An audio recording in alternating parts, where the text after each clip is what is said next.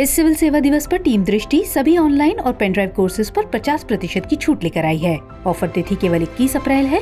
इसके लिए डाउनलोड करें दृष्टि लर्निंग ऐप।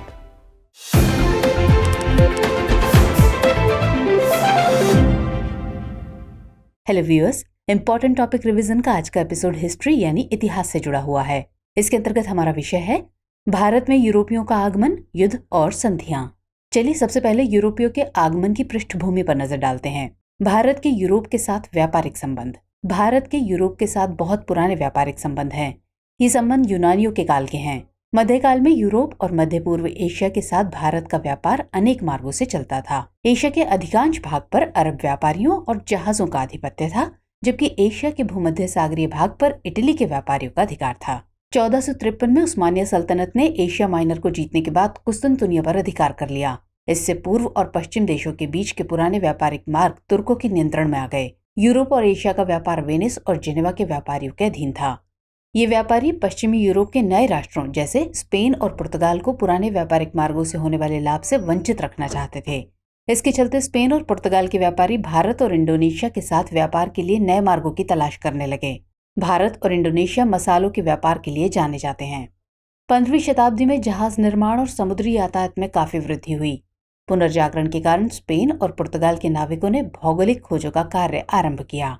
1492 में स्पेन से कोलंबस भारत की खोज में निकला, लेकिन अमेरिका को खोज निकाला।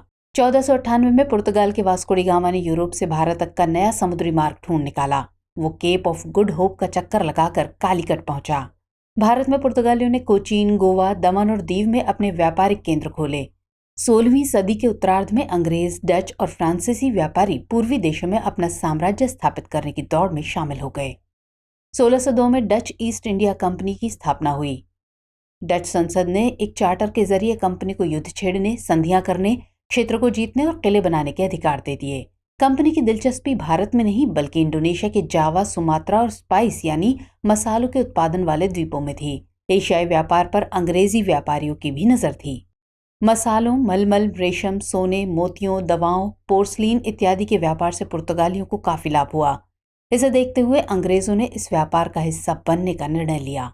1599 में पूर्वी देशों से व्यापार करने के लिए मर्चेंट एडवेंचरर्स समूह के अंग्रेज व्यापारियों ने एक कंपनी बनाई।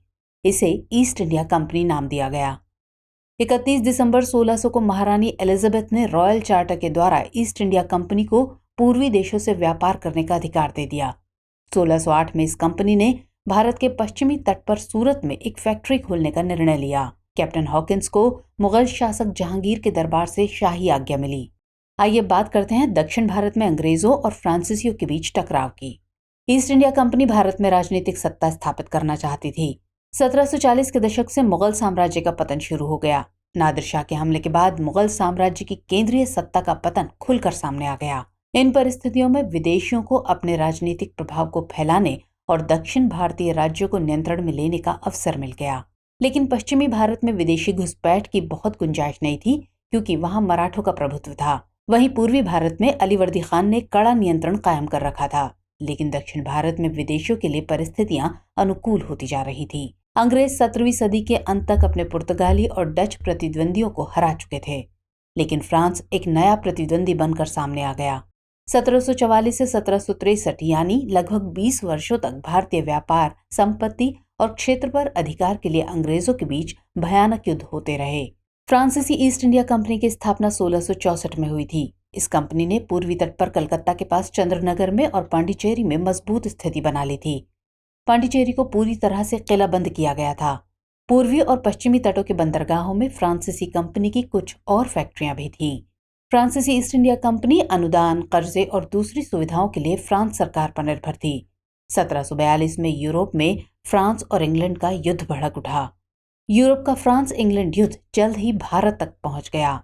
भारत में भी दोनों देशों की कंपनियां लड़ने लगीं। दक्षिण भारत में फ्रांसीसी काफी शक्तिशाली थे। फ्रांसीसियों ने भारतीय शासकों को मित्र बनाना आरंभ कर दिया और अंत में उनको अपना आश्रित बना लिया। इसी कड़ी में बात करें कर्नाटक युद्ध की, तो मुगल साम्राज्य के पतन के कारण दक्कन का क्षेत्र निजामुल मुल्क के नेतृत्व में स्वतंत्र हो गया। कर्नाटक क्षेत्र का भाग भी निजाम के अधीन आ गया। इस क्षेत्र के शासकों ने भी निजाम का आधिपत्य स्वीकार कर लिया। पांडिचेरी के गवर्नर डुप्ले ने 1746 में अंग्रेजों के खिलाफ युद्ध छेड़ दिया इस प्रकार प्रथम कर्नाटक युद्ध की शुरुआत हुई। आइए अब बात करते हैं इसी प्रथम कर्नाटक युद्ध की। प्रथम कर्नाटक युद्ध की पृष्ठभूमि यूरोप में ऑस्ट्रेलियाई उत्तराधिकार के लिए किए गए युद्ध पर आधारित थी। इस युद्ध में अंग्रेजों ने कर्नाटक के नवाब अनवरुद्दीन से मदद मांगी, तो वहीं फ्रांसीसियों ने अनवरुद्दीन के विरुद्ध चंदा साहिब से संधि की। अंग्रेजों की सेना ने मद्रास के पास अडियार के युद्ध में फ्रांसीसियों को हरा दिया। 1748 ईस्वी में यूरोप में एक्सला चैपल संधि से ऑस्ट्रिया के उत्तराधिकार का युद्ध समाप्त हो गया। भारत में भी अंग्रेजों और फ्रांसीसियों के बीच युद्ध समाप्त हो गया। इस प्रकार प्रथम कर्नाटक युद्ध समाप्त हुआ। अब आता है द्वितीय कर्नाटक युद्ध 1749 से 1754 तक। अंग्रेजों और फ्रांसीसियों ने भारत की आंतरिक राजनीति में विपरीत पक्षों का साथ देना जारी रखा। इसके परिणाम स्वरूप द्वितीय कर्नाटक युद्ध की शुरुआत हुई। डुप्ले ने मुजफ्फर जंग और चंदा साहिब की महत्वाकांक्षा का साथ दिया। मुजफ्फर जंग हैदराबाद का निजाम बनना चाहता था। एक तरफ मुजफ्फर जंग हैदराबाद का निजाम बनना चाहता था, तो वहीं दूसरी तरफ चंदा साहिब को आरकोट की सत्ता चाहिए थी। फ्रांसीसियों, मुजफ्फर जंग और चंदा साहिब की सेना ने मिलकर अनवरुद्दीन को परास्त करके आम्बुर के युद्ध में उसे मौत के घाट उतारा। आपको बता दें कि अनवरुद्दीन ने प्रथम कर्नाटक युद्ध में अंग्रेजों का साथ दिया था। इस विजय के बाद मुजफ्फर जंग हैदराबाद का निजाम बना और चंदा साहिब को आरकोट की सत्ता हासिल हुई। इसके चलते अनवरुद्दीन के पुत्र मोहम्मद अली को तिरुचिरापल्ली की ओर भागना पड़ा। अंग्रेजों ने उसकी सहायता के लिए सेना भेजी। इसी बीच ब्रिटिश कमांडर रॉबर्ट क्लाइव ने आरकोट पर कब्जा कर लिया। चंदा साहिब तंजौर में मौत के घाट उतार दिया गया। डुप्ले के स्थान पर गोडेहू को फ्रांसीसी गवर्नर बनाया गया। 1754 में पांडिचेरी के संधि के साथ ही द्वितीय कर्नाटक युद्ध समाप्त हुआ। अब आता है तृतीय कर्नाटक युद्ध 1758 से 1763। दरअसल यूरोप में 7 वर्षीय युद्ध के आरंभ होते ही तीसरे कर्नाटक युद्ध की शुरुआत हुई। काउंट डे लेली ने फ्रांसीसी सेना के कमांडर के रूप में नेतृत्व किया। 1760 में वांडीवाश के युद्ध में ब्रिटिश जनरल सर आयर कूटे ने काउंट डे लेली को परास्त किया। अगले वर्ष अंग्रेजी सेना ने पांडिचेरी पर कब्जा कर लिया। 1763 में पेरिस की संधि के साथ ही 7 वर्षीय युद्ध समाप्त हुआ और इसी के साथ तृतीय कर्नाटक युद्ध भी समाप्त हुआ। फ्रांस अपनी गतिविधियों को पांडिचेरी, करैकल, माहे और यनम में सीमित करने के लिए राजी हुआ। इस प्रकार फ्रांस की हार और ब्रिटिशों की जीत के साथ ही दोनों देशों की प्रतिद्वंदिता का अंत हुआ। तो व्यूअर्स, आज के एपिसोड में इतना ही। हमारा एपिसोड आपको कैसा लगा कमेंट सेक्शन में हमें जरूर बताइएगा।